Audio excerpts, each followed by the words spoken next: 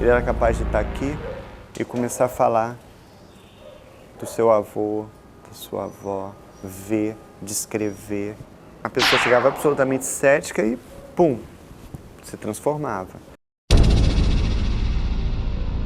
Impressionam muitos livros dele, alguns livros dele realmente são muito impressionantes. Tem um grupo, há 6 anos esse grupo começou a pesquisar um livro do Chico que chama Renúncia, que é um romance histórico assinado por Emmanuel. Aí ele virou e falou assim, ó, estamos terminando a pesquisa. Eu falei, nossa, 6 anos vocês estão terminando a pesquisa, né? Aí eu falei, mas sabe quantas evidências a gente tem? 1.200. Então eles foram para os Estados Unidos, eles conseguiram patrocínio, foram para Roma, foram para tudo que... Então o Marcel cético pode chegar e falar assim, e a memória genética? E será que essa informação não pode estar, de alguma maneira, impregnada em algum canto do não sei o que, do genoma, do não sei o que lá? Então, você tem todo tipo de... Eu posso acessar informações que estão, por exemplo, em você, de repente eu tenho esse tipo de capacidade, ou o que é nosso, o que é... Então, tem todo tipo de questionamento. O primeiro livro dele é muito impressionante. E não sou eu que digo, se você vai e volta para os arquivos de jornal da época, os acadêmicos da época, jornalistas da época, estudiosos de Augusto dos Anjos, todos eles de Castro Alves, eles olhavam e falavam assim, impressionante, escreveram. De poemas, né? Eram os poemas do outro mundo, não é? Com o estilo de Castro Alves totalmente preservado, com Augusto dos Anjos vivo, com palavras dificílimas, e o que acontecia, e é um choque para os jornalistas, era um menino até o 4º ano primário, um menino que podia ficar famoso sendo poeta, por que não ele assumir a autoria dos poemas e se exibir como um poeta? Por que renegar a autoria dos versos? E com ele eu tive 3 encontros só mais longos, porque ele estava muito doente mesmo e ele pediu para ser poupado de tantas entrevistas, né? Mas eu consegui confirmar as histórias mais polêmicas, né? E eu assisti 2 cenas muito curiosas no centro, né? Ele sentadinho, bem velhinho, chega uma senhora no centro, bem velhinha também, bem idosa, se aproxima dele, aí ele olha, pega na mão dela e fala assim, desculpe perguntar, a senhora está viva ou está morta? E aí ela olha para ele e fala, viva, Chico, ele, graças a Deus. Ele vivia em 2 planos permanentemente. O cético absoluto pode falar, é louco.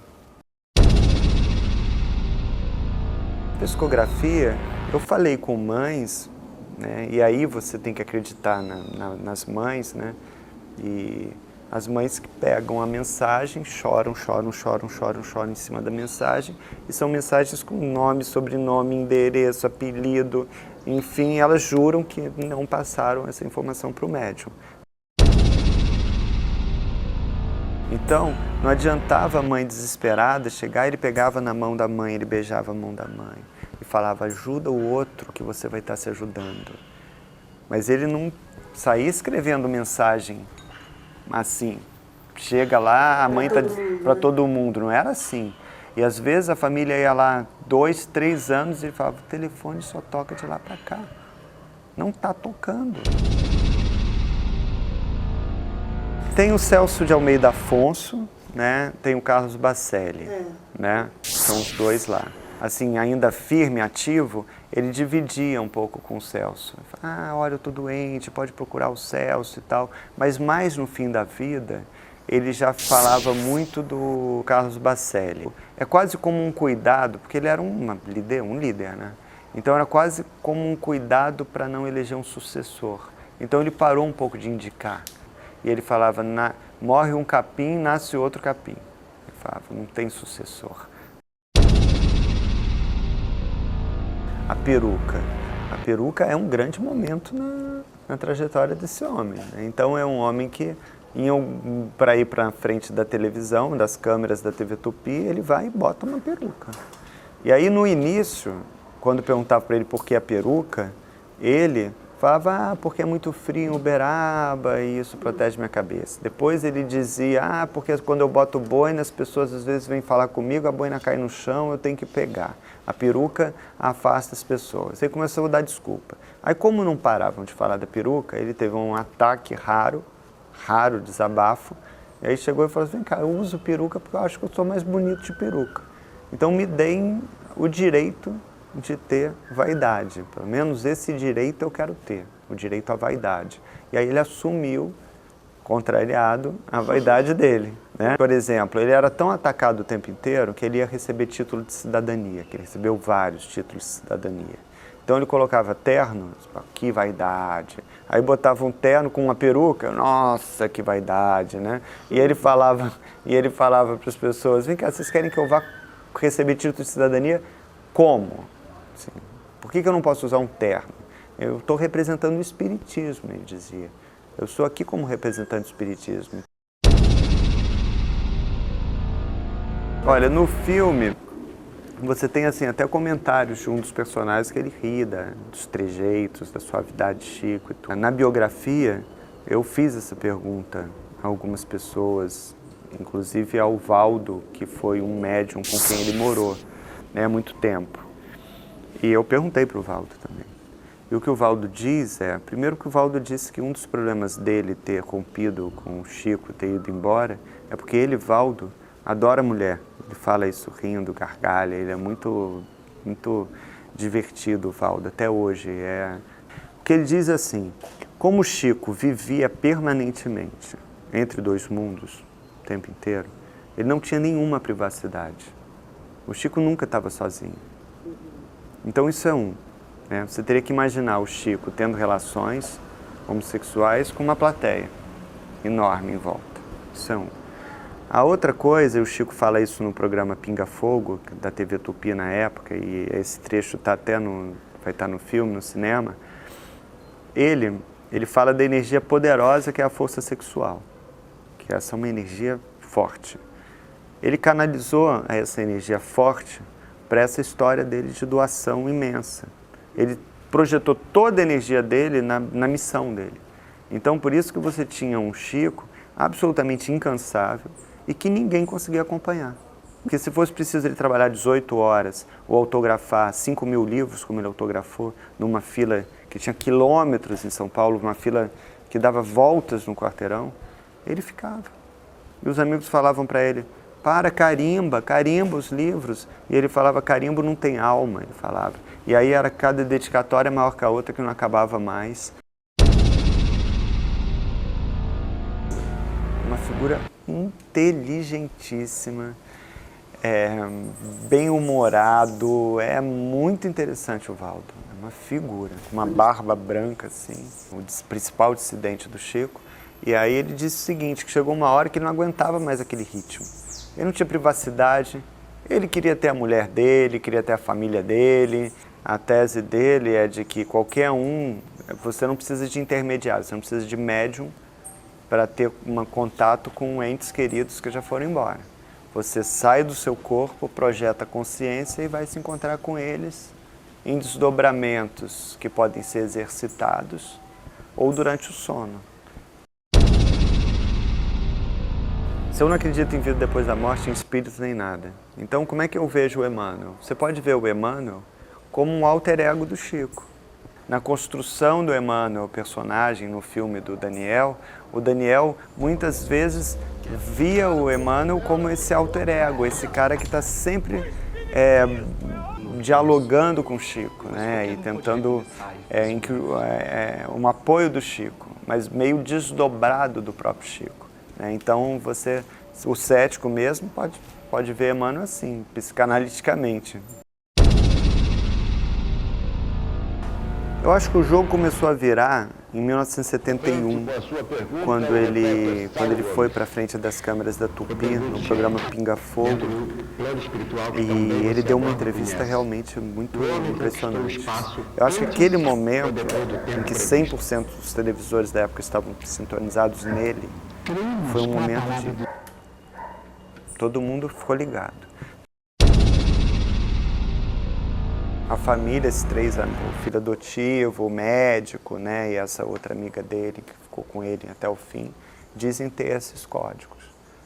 Isso é uma polêmica no movimento espírita, né? Tem muita gente, alguns médiuns acham injusto que eles tenham esses três códigos, né? Por que a última palavra é deles, né? Por que eles vão ser guardiões da autenticidade de uma mensagem? Eu recebo vídeos, recebo DVDs e tal. Você também? Também.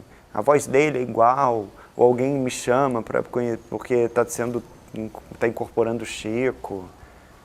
Eu já fui até Brasília para ver se tinha realmente alguma coisa para conversar com quem estaria incorporando o Chico. Eu fiz 3 perguntas para o Chico incorporado e não sabia nem o nome da mãe dele.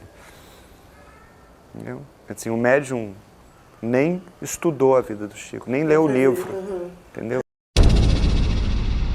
Teve a transformação do Nelson, foi se convertendo realmente ao espiritismo. Hoje ele sente a presença de Chico permanente ao lado dele, se arrepia, chora, se emociona, e ele era um comunista engajado, realmente sofreu uma transformação muito grande.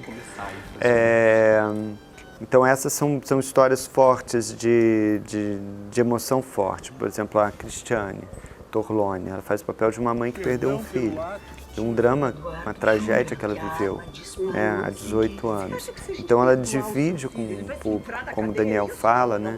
Divide com o público com uma generosidade incrível e um pedacinho dessa dor imensa. Então a interpretação dela vai muito além da representação, muito além. É inesquecível, assim, muito forte. O produtor de elenco estava em Tiradentes, a missão dele era tentar achar um vira-latas, um cachorro parecido com o cachorro do Chico. E foi ele lá com a foto do cachorro preferido do Chico e está catando um cachorro na rua, vendo se acha um igual. E o tempo inteiro seguido por um vira-latas lá qualquer. E aí o vira-latas pula, aí o vira-latas balança o rabo e lambe ele o tempo inteiro. Aí chegou uma hora, ele virou ali para um grupo que estava, vem cá, de quem é esse cachorro? É de algum de vocês? Ah, é meu. Aí fala, qual o nome dele? Chico. E aí, na hora, o Chico que vocês vão ver no cinema é esse Chico, né, que caiu de paraquedas na produção, né.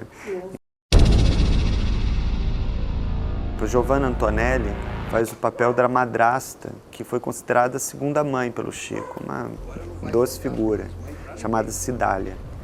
E aí, na cena em que eles se encontram, tinha que ter um bebê em cena. E aí o Daniel pediu 2 bebês. Ele sempre cauteloso do jeito que ele é. Então ele pediu um bebê, que seria o bebê principal. E se esse bebê principal começasse a chorar, teria que ter um bebê reserva, para substituir e não atrapalhar a gravação, a filmagem. E aí foi dito e feito. Começou a filmar, a bebê principal começou a chorar. Aí o nome da bebê principal, Giovanna. Aí mandou ver o bebê reserva. O nome do bebê reserva, Cidália.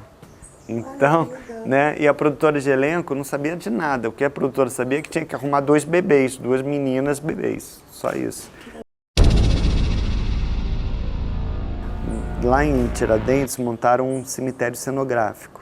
Então eram 12 tumbas atrás de uma igreja. Então de um dia para o outro o cemitério ficou... Onde não havia cemitério, nasceu um cemitério. Então, até turistas que foram num dia fotografar e voltaram para fotografar no dia seguinte, a mulher se benzeu, quase infartou lá, ficou desesperada. Não, esse cemitério não estava aqui ontem e tal, né? Então, mas não é essa, é o segurança que foi contratado para cuidar das tumbas cenográficas, né? Ele foi contratado por 5 dias. Na primeira noite, ele jura ter visto fantasma e pediu as contas e foi embora na manhã seguinte. E foi embora mesmo, né? Então ele jura por Deus que tinha fantasma saindo das tumbas. Aí entra no pitoresco, né? Eu digo assim, eu não me converti, eu não sou espírita. Eu não frequento centro espírita, não mesmo. Então, pouco leio Kardec, não leio. O que eu digo é assim, a minha fé, ela é uma fé não consolidada. Antes eu não tinha nenhuma fé, tá? Nenhuma fé. Hoje eu encontrei muita fraude, um monte de fraude. Sei montar mensagem psicografada? Sei. montar, sei como se conversa com as famílias e sei fazer. Mas encontrei verdade também. E aí é que a coisa fica estranha. Quando eu estava escrevendo Por Trás do Véu de Ísis, que é a investigação sobre psicografia, eu estava prestes a desistir do livro, pelo seguinte, como eu estava encontrando fraude, eu estava muito preocupado com as famílias. Qual o direito que a gente tem de matar a esperança? Minha mãe me chama, tinha passado o fim de semana com meu filho, que tinha 4 anos na época. E aí estava meio de olho arregalado, ela não é espírita, não tem nenhuma fé, e falou, olha, te contar uma coisa que aconteceu, me ajuda a entender, eu não estou entendendo. O quê? Ela tinha perdido o melhor amigo dela, atropelado na frente do filho dele, um menino de 8 anos chamado Luiz Fernando. E ela levou meu filho para jantar no mesmo restaurante onde eu tinha jantado com esse amigo pouco antes dele morrer. Meu filho, antes de sair de casa, pegou o ioiô do Luiz Fernando, do menino, que ele tinha deixado na casa da minha mãe pouco antes da morte do pai.